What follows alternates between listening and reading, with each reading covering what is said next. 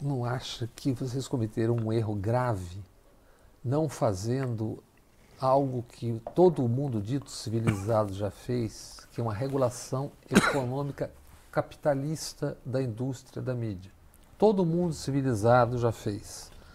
Você não acha que com isso vocês perderam uma oportunidade? Porque eu entrevistei a presidente Dilma para o TVE, entrevista especial, logo depois dela sair do governo. Ela disse: nós não fizemos porque não teríamos voto para vencer esse projeto no Congresso. Mas não vencer é uma coisa, não debater com a sociedade, não politizá-la a respeito Eu acho que o erro é disso. maior de não debater, não mobilizar, não disputar, do que até de apresentar. É isso. Isso foi geral nosso. A apresentação já seria um Eu debate. estou falando nosso porque eu me incluo como responsável por isso. Porque se você olhar os outros governos progressistas da América Latina, primeiro eles têm maioria no parlamento do seu partido, o que realmente é quase um milagre o Lula ter governado, entendeu? E ter demorado tanto para eles fazerem o impeachment, derrubado. Porque nós nunca tivemos maioria. O PT nunca teve mais de 100 deputados e a esquerda mais que 150. A esquerda no sentido, estou sendo generoso, amplo. E no Senado, 20 senadores, 23. Nos outros países, não. Os Kirchner tinha, a Frente Ampla tinha, o Evo Morales conquistou, Rafael Correia, o Chaves, vai ver, o Leonel lá na República Dominicana, o Martim Torrio, eu vou observando a Frente Farabundo Martí, e agora o ANRO, o Lopes Obrador, né? No México tem maioria na Câmara e no Senado. Então, o Brasil, porque o sistema não é proporcional, é o mínimo de 8, máximo 70, e o Senado é 3 por Estado, que aí tem razão, desde que fosse Câmara Federativa e não Câmara Alta como é, mas aí é outra discussão. Então, acho que nós erramos sim, e mais, o Lula depois se convenceu.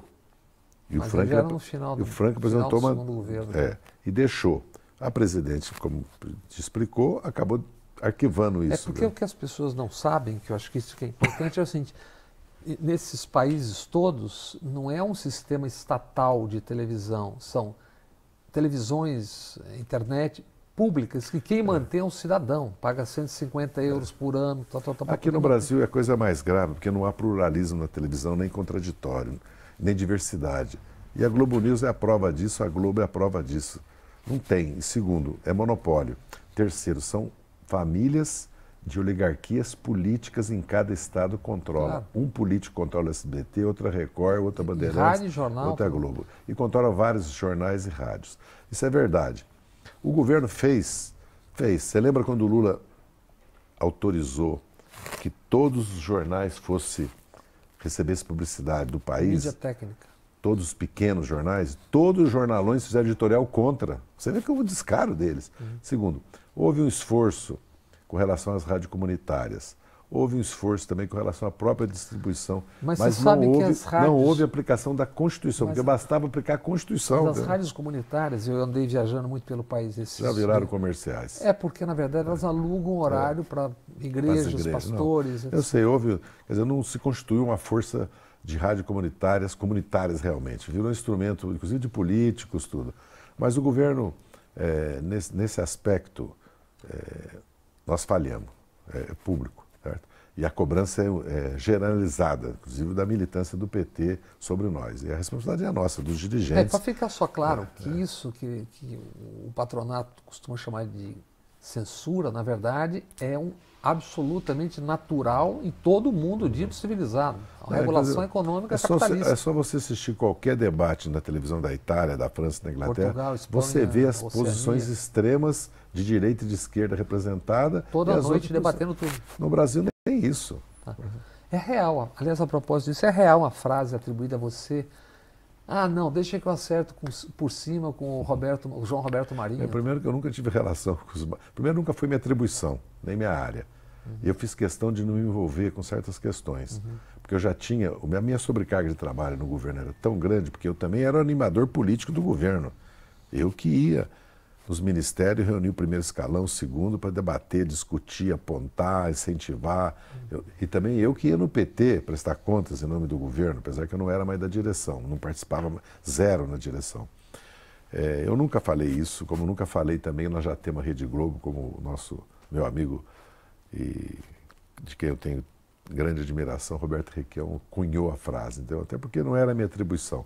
Essa atribuição era da SECOM, era dos do Frank depois, né? No começo do Couto, do Guxiquem, do André Singer, então, do Kuczynski, que fazia o briefing diário da imprensa com o Lula. Tanto é que a Ansinave e Conselho Federal de Jornalismo foi mandado direto para o Congresso sem passar para a Casa Civil, porque se tivesse passado não teria acontecido o que aconteceu.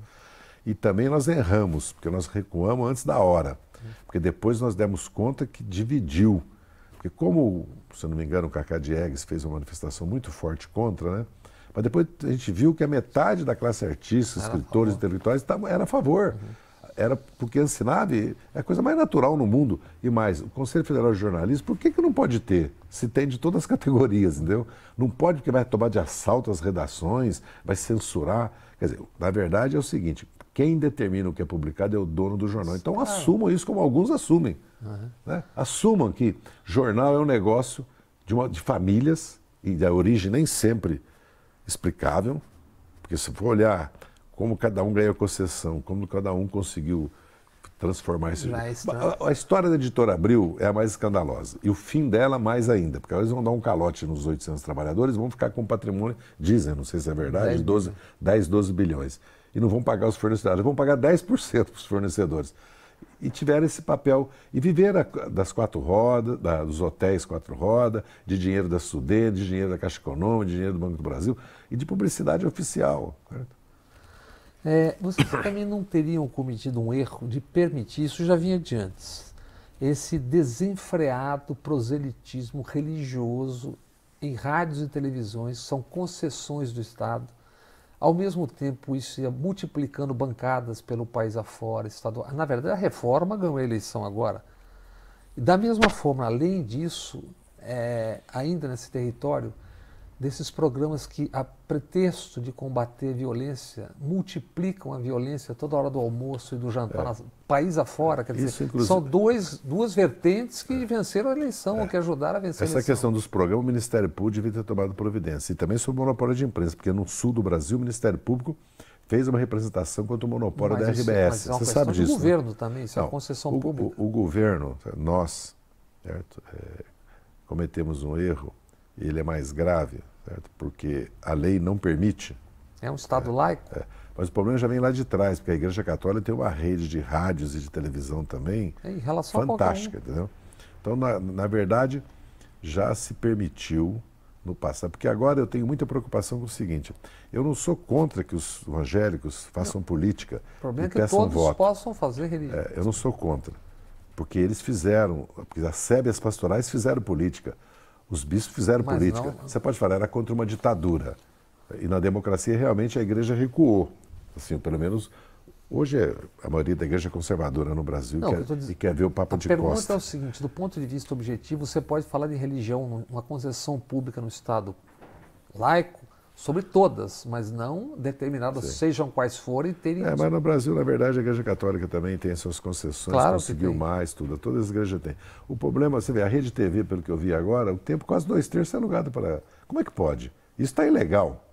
A lei não permite isso. Então, agora não vai mudar nada disso, né? E nós realmente tivemos uma atitude passiva, quando não, certo? Em alguns casos, né? Ativa. Né? Por causa de acordos políticos de maioria na Câmara e no Senado. Exatamente. E agora as consequências são trágicas para o país. Vamos a você. Você fez